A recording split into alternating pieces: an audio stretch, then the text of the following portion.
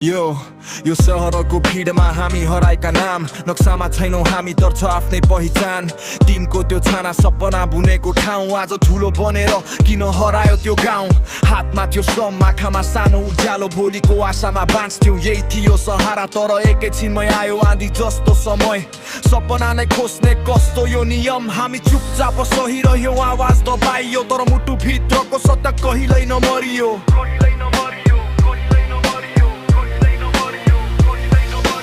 भत्किन्छ घर तर सपना भत्किँदैन आँसु झर्छ तर आशा हराउँदैन हामी पनि मान्छे हौ अधिकार छ बाँच्न किन यति गाह्रो छ यो कुरा बुझाउन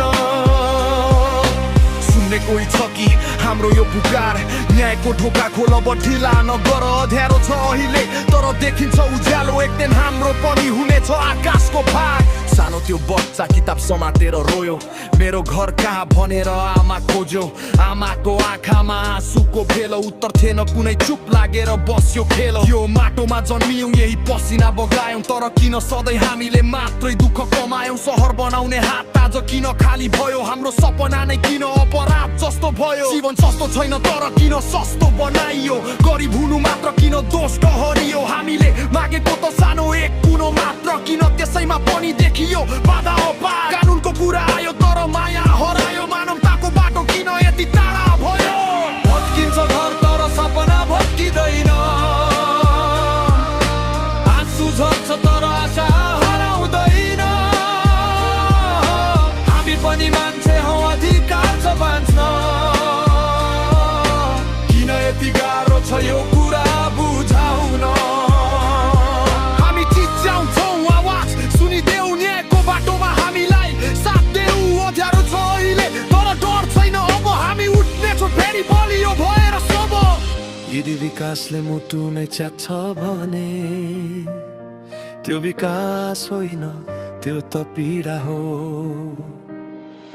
सबैलाई समेटेर अघि बढ्ने बाटो त्यही नै साँचो प्रगति हो यो आवाज हो सडकको यो कथा हो पीडाको हामी छाया होइनौ हामी नै आधार हौ भन्न सजिलो छ कानुन तर जीवन के हुन्छ तब छाना नै हट्छ भविष्य खाँदो हामी डराउँदैनौ अब चुप लाग्दैनौ अब हामी आवाज हौ अब रोकिन यो सब